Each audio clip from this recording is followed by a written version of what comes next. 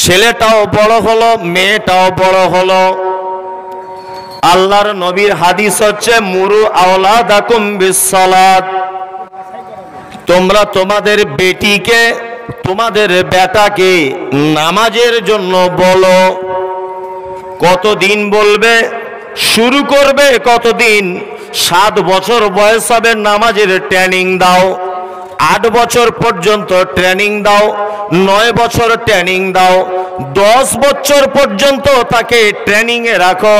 10 বছরের পরে যদি নামাজ না পড়ে, আল্লাহর নবী বলছেন তাকে বেত্রাঘাত করো, তাকে মারো, বাড়ি থেকে আলাদা করে দাও, বিছানা আলাদা। পৃথিবীতে মানুষ সৃষ্টি করেছেন 4টে পদ্ধতিতে। কটি?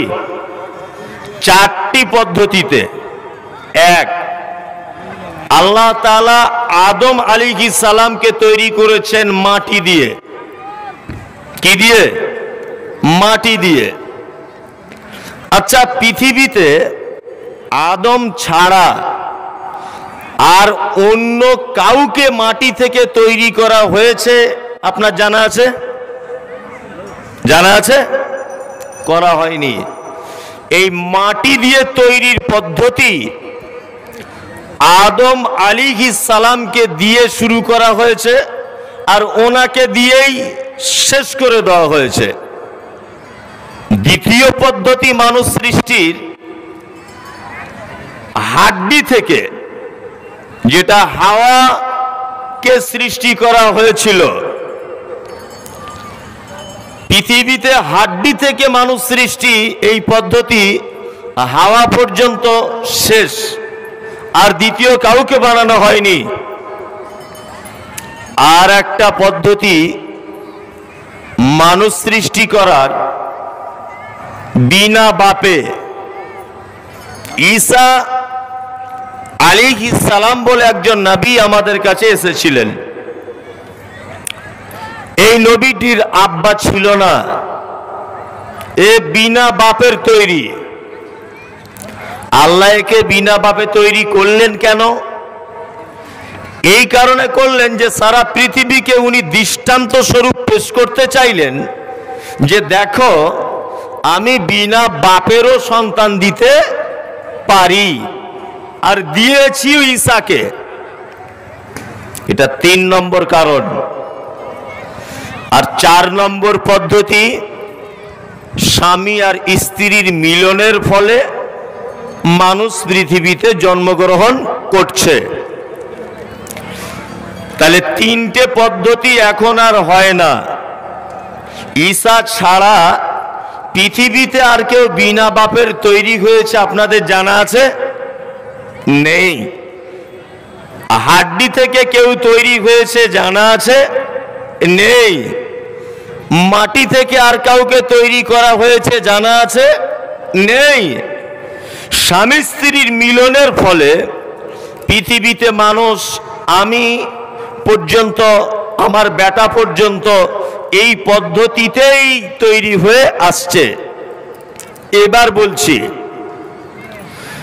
স্বামী স্ত্রী মিলনের ফলে একজন মহিলার পেট থেকে 2টি বাচ্চা জন্মগ্রহণ হয়। একটা হচ্ছে নারী আর একটা হচ্ছে পুরুষ। পুরুষের জন্ম হওয়ার যে পদ্ধতি, নারীও জন্ম হওয়ার সেই একই পদ্ধতি। পুরুষ হলেও তার মায়ের পেটে 9 মাস 9.5 মাস থাকতে হয়। আমাদের দেশওয়ালি ভাষাতে বলে 10 মাস 10 দিন, তাই তো? 10 মাস 10 দিন পেটে বাচ্চা থাকে না। এটা একটা গ্রাম্য শব্দ। খুব জোর যদি হয় 9 মাস 13 দিন পর্যন্ত হয়, তারপরে বাচ্চা ডেলিভারি হয়ে যায়। আর এখন তো 9 মাসের মধ্যেই সিজার করে ডাক্তাররা টাকা খাওয়ার জন্য আগে থেকেই বাচ্চা বার হয়ে যাচ্ছে। এটা একটা অন্য বিষয়। তাহলে একটা পুরুষও যদি 9 মাস থাকে, একটা নারীও 9 মাস থাকবে। যেদিন একটা মহিলা পেটে এসেছে, তার মায়ের মেন্স বন্ধ করে দেওয়া হয়েছে আল্লাহর তরফ থেকে। পুরুষও যদি পেটে আসে মায়ের একই পদ্ধতি। যখন মায়ের পেটে বাচ্চা বড় হয়, মায়ের বুকের স্থানে দুধ আসে, এটা নারী হলেও আসবে, পুরুষ হলেও আসবে, একই পদ্ধতি। একটা পুরুষ মানুষ মায়ের পেটে থাকলে বাচ্চা জন্ম দেওয়ার আগে মায়ের পেটে বেদনা শুরু হয়। একটা নারী যদি থাকে তারও বেদনা শুরু হয়। একটা পুরুষ যে রাস্তা দিয়ে আসে মায়ের, একটা নারীও সেই রাস্তা দিয়ে জন্মগ্রহণ করে, একই সেম পদ্ধতি। কিন্তু এইবার দুনিয়াতে আসার পরে শরীয়তের কিছু বিধান রয়েছে, যে বিধানটা নারীর আলাদা, পুরুষেরও আলাদা। কিছু কিছু বিধান, যেমন আল্লাহর নবীর হাদিস যে তোমার বাচ্চাটা যখন জন্মগ্রহণ করবে ডান কানে আজান দাও, 7 দিন যখন বয়স হবে আকিকা দাও। নারী পুরুষ উভয় একই হুকুম, মেয়েদের একটা, ছেলেদের 2টা আকিকা দাও। ছেলেদেরও একটা দিলেও হয়, অসুবিধা নেই, একই পদ্ধতি। আল্লাহ রসুল তারপরে বলছেন যে তার মাথার চুলটাকে ন্যাড়া করে সেই পরিমাণ চাঁদি নিয়ে তোমরা সাদকা করে দাও, একই পদ্ধতি। তারপরে বলছেন তোমরা তাহানিক করো। তাহানিক কাকে বলে না, পাড়া গ্রামের সব থেকে ভালো মানুষ, মুসল্লি মানুষ, ইমানদার লোক, আপনি যাকে মনে করেন এই রকম কোন লোককে দিয়ে মিষ্টি জাতীয় খাজুর হোক অন্য কিছু হোক চিবিয়ে সেই বাচ্চার মুখে দিতে হবে, এর নাম তাহানিক। আল্লাহ রাসূল সাল্লাল্লাহু আলাইহি ওয়াসাল্লামের যুগে এটা করা হতো, একই পদ্ধতি। আস্তে আস্তে করে বড় হলো, ছেলেটাও বড় হলো, মেয়েটাও বড় হলো। আল্লাহর নবীর হাদিস হচ্ছে মুরু আওলাদাকুম বিসসালাত, তোমরা তোমাদের বেটিকে, তোমাদের বেটাকে নামাজের জন্য বলো। কতদিন বলবে, শুরু করবে কতদিন? 7 বছর বয়স হবে নামাজের ট্রেনিং দাও, 8 বছর পর্যন্ত ট্রেনিং দাও, 9 বছর ট্রেনিং দাও, 10 বছর পর্যন্ত তাকে ট্রেনিংয়ে রাখো। 10 বছরের পরে যদি নামাজ না পড়ে, আল্লাহর নবী বলছেন তাকে বেত্রাঘাত করো, তাকে মারো, বাড়ি থেকে আলাদা করে দাও, বিছানা আলাদা করে দাও, খাদ্যর পাত্রটা আলাদা করে দাও, তার সঙ্গে সম্পর্ক ছিন্ন করে দাও। কেননা এই কারণে বলা হচ্ছে যাতে ও নামাজ পড়ে, নামাজের তাগিদকে বোঝানো হচ্ছে, নামাজের যে কত মূল্য এটা বোঝানো হচ্ছে, এছাড়া আর কিছু নয়। কিন্তু একটা গোলমাল আছে এখানে। নামাজ পড়বে, ছেলে যদি হয় ও পড়বে, মেয়ে যদি হয় ও পড়বে। এদের দুজনের নামাজের ভিতরে একটু, ছেলেদের একটু তফাৎ, মেয়েদের একটুখানি শরীয়তের তফাৎ রয়েছে। কি তফাৎ? আল্লাহর নবী বলছেন কোন ছেলে যদি নামাজে দাঁড়ায়, একা একা যদি নামাজ পড়ে, পাশে যদি একজন কেউ চলে আসে ডান দিকে দাঁড়াবে, দ্বিতীয় জন যদি আবার কেউ আসে আর ও যদি পুরুষ মানুষ হয় আগে চলে যাবে, গিয়ে ইমামতি করবে। কাতারের মাঝখানে দাঁড়িয়ে পুরুষ ইমামতি করতে পাবে না, আগে গিয়ে ইমামতি করা লাগবে। কিন্তু নারী যদি হয়, যত মুসল্লিয়ান হোক না কেন, একজন নারী আগে বেড়ে জীবনে কোনোদিন ইমামতি করতে পাবে না, কাতারের মাঝখানেই দাঁড়াতে হবে ওকে। এটা এক জায়গায় পদ্ধতি আলাদা।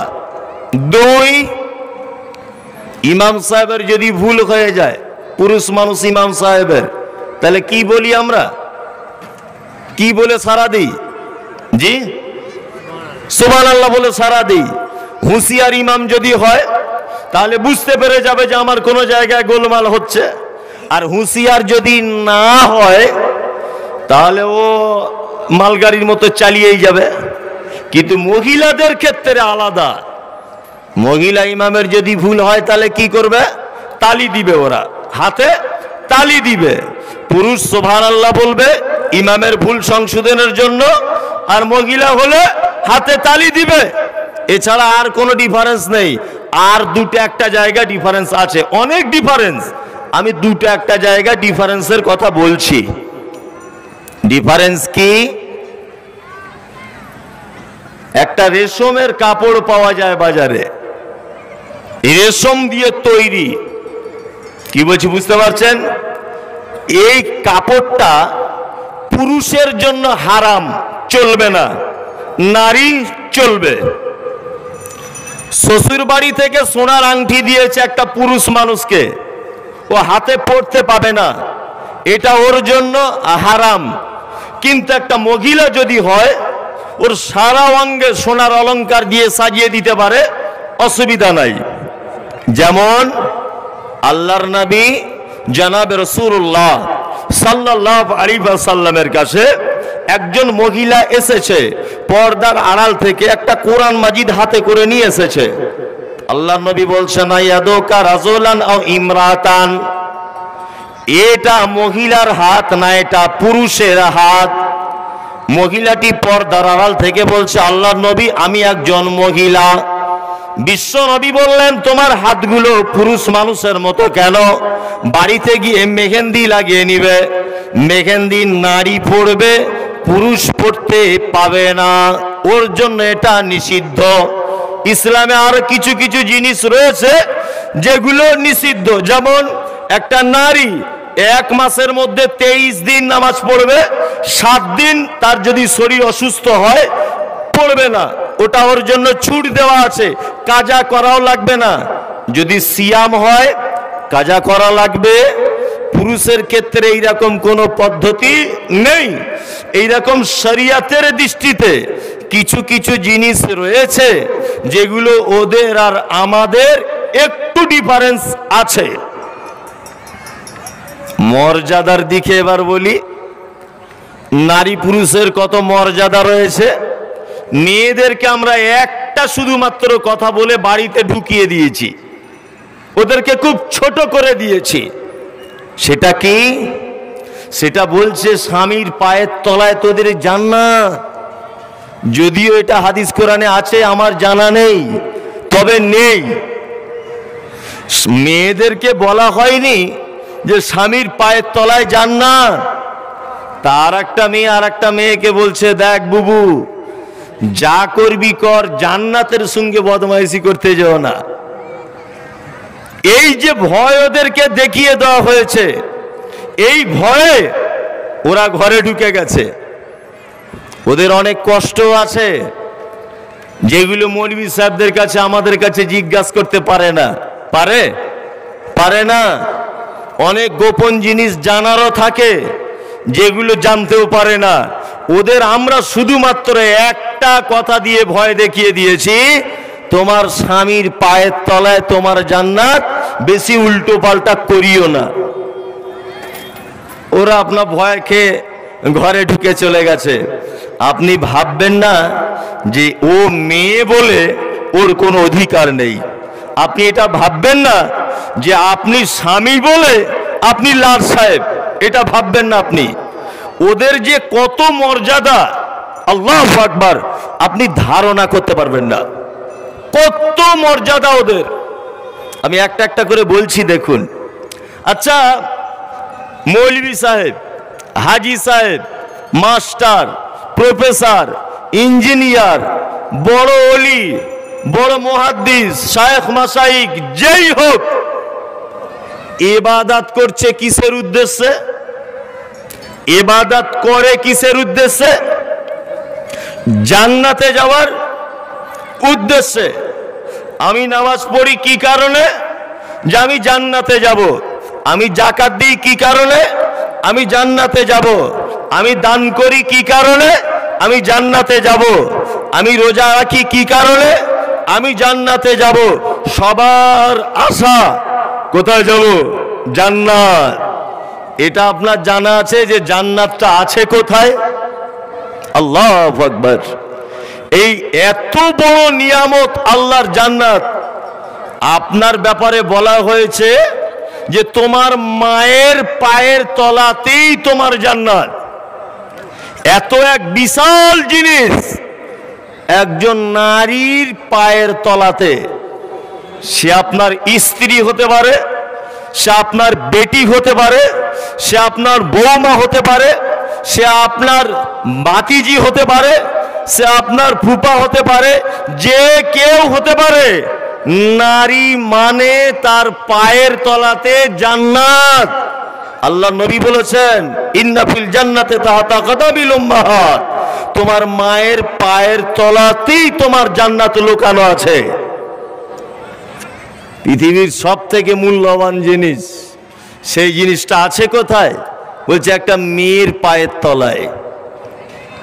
যারা আজকে নারীর অধিকার, নারীর অগ্রগতি, ইসলাম নারীর মর্যাদা দেয়নি, এই নিয়ে যারা চিল্লাচিল্লি করছে মিডিয়া, ফেসবুক, সোশ্যাল মিডিয়াতে নানান রকম ভাবে কটু মন্তব্য করছে যে ইসলাম নারীর মর্যাদা দেয়নি, ইসলাম শুধু বলেছে তোমরা বোরকা পরো আর বাড়িতে বসে থাকো, তোমরা ফাঁকে বার হতে পাবে না, বাজারে যেতে পাবে না। চি চি চি চি, কত খারাপ জিনিস করেছে ইসলাম। এটা কি কোনোদিন মেনে নেওয়া যায়? কি আশ্চর্য ব্যাপার। ভূতের মুখে রাম রাম বলছে মুসলমানরা একবার তালাক বলে দিলে বউ ছেড়ে দিচ্ছে গো। একবার যদি তালাক বলে দিচ্ছে মুসলমানরা, তাহলে বউ চলে যাচ্ছে, তো কঠিন ব্যাপার। আমাদের বর্তমান যিনি মসনাদে বসে আছেন ভারতবর্ষের, উনি বলছেন না এটা তো অন্যায়। কত নারী দরদি, নারীদের কত দরদি, অথচ নিজের বউকে নিয়ে সংসার করতে পারছে না। কি বলছি বুঝতে পারছেন না? মুসলমানদের মেয়েদের একবার তালাক দিলে তালাক হয়ে যাচ্ছে, এত দরদ, উতলে উঠছে, দরদে থাকতে পারছে না, অথচ নিজের বউকে নিয়ে কখনো সংসার করতে পারছে না। কি আশ্চর্য ব্যাপার। নারী দরদ দেখাচ্ছে। তুমি নারীর কি মর্যাদা দিবে? এই হযরত মুহাম্মদ সাল্লাল্লাহু আলাইহি ওয়াসাল্লাম মারা যাবার আগের মুহূর্তে বলছেন কি? as-salat as-salat ওয়া মা মালাকাত আইমানুকুম, তোমরা নামাজ ছেড়ে দিও না, আর তোমাদের অধীনস্থে যে সমস্ত দাসীগুলি রয়েছে, বাঁদীগুলি রয়েছে, তাদের সঙ্গে অসৎ ব্যবহার করিও না। দাসীগুলি মায়ের জাত না পুরুষের জাত? মায়ের জাত। চাইলে যে নবী দাসীর বাড়ির চাকরিনীর সঙ্গে ভালো ব্যবহার করতে বলে যাচ্ছেন মরার আগের মুহূর্তে পর্যন্ত, সেই লোকটা নারীর মর্যাদা দিতে পারলো না, আর তুমি নারীকে নিয়ে সংসারই করতে পারলে না, তুমি বলছো মুসলমানরা নারীর মর্যাদা দেয় না। কি আশ্চর্য ব্যাপার। যে এর অনেক মর্যাদা। নারী আমাদের সঙ্গে চারটে সম্পর্কে জড়িত হয়, চারটে সম্পর্কে। এক হলো মা, মা বা মায়ের ক্যাটাগরি। দুই বেটি, মেয়ে, মেয়ে আর নয় মেয়ের ক্যাটাগরি। তৃতীয় কি? বোন, বোন আর নয় বোনের ক্যাটাগরি। আর তৃতীয় কি? নানি, দাদি বা ফুপা, এই তিনটের ক্যাটাগরি। এছাড়া আমাদের সঙ্গে ওদের আর বিশেষ কোনো সম্পর্ক নেই। ইসলামে এই তিন ক্যাটাগরির কত মর্যাদা দেওয়া হয়েছে, আপনি আশ্চর্য হয়ে যাবেন। একটা নারী মা হিসাবে কত সম্মান পায়। আল্লাহ নবী সাল্লাল্লাহু আলাইহি ওয়াসাল্লামের কাছে একটা লোক এসেছেন, এসে বলছেন, আল্লাহ নবী, আমি আমার ফ্যামিলির সব থেকে কাকে বেশি ভালোবাসবো? আল্লাহ রাসূল বলছেন, তোমার মাকে। কলা সুম্মা মান? আল্লাহ নবী তারপরে কাকে বলছে? তারপরেও তোমার মাকে। বলছে তারপরেও তোমার মাকে। তারপর বলছে তারপরে তোমার বাপকে। তাহলে এখানে মায়েদেরকে ছোট করা হলো না বড় করা হলো? বড় করা হলো। কোন দিকে যাবেন? আল্লাহু আকবার। আল্লাহর নবী জনাবে রাসূলুল্লাহ সাল্লাল্লাহু আলাইহি ওয়াসাল্লাম তিনি বলছেন যে কোন পুরুষ, কোন নারী, কোন পুরুষ যেন তার মাকে যেন শব্দটুকু বলতে বাধ্য না করায়। আল্লাহর কোরআন ওই কথা বলছেন, ওয়াকাযা রাব্বুকা আল্লা তা'বুদু ইল্লা ইয়্যাহু ওয়া বিল ওয়ালিদাইনি ইহসানা। আল্লাহ তাআলা বলছেন তুমি তোমার মা এবং আব্বার প্রতি এমন ভাব ভালোবাসা দেখাবে, এমন তুমি তাকে শ্রদ্ধা করবে যেমন তোমাকে লালন পালন করেছিল শিশু অবস্থাতে। আল্লাহ তাআলা অত্র আয়াতে একটা শব্দ ব্যবহার করেছে, উফিউ। তোমরা এমন কথা বলিও না, এমন আচরণ করিও না যে তোমার মা বা তোমার আব্বা তোমার কথাতে শব্দটুকু যেন বলে না দেয়। মায়ের ডিপার্টমেন্টে এদের যে এত মর্যাদা, আল্লাহু আকবার, কঠিন মর্যাদা এদের। আমরা দেখি বাপ মাকে ভালো চোখে দেখি, যারা আমরা বসে আছি।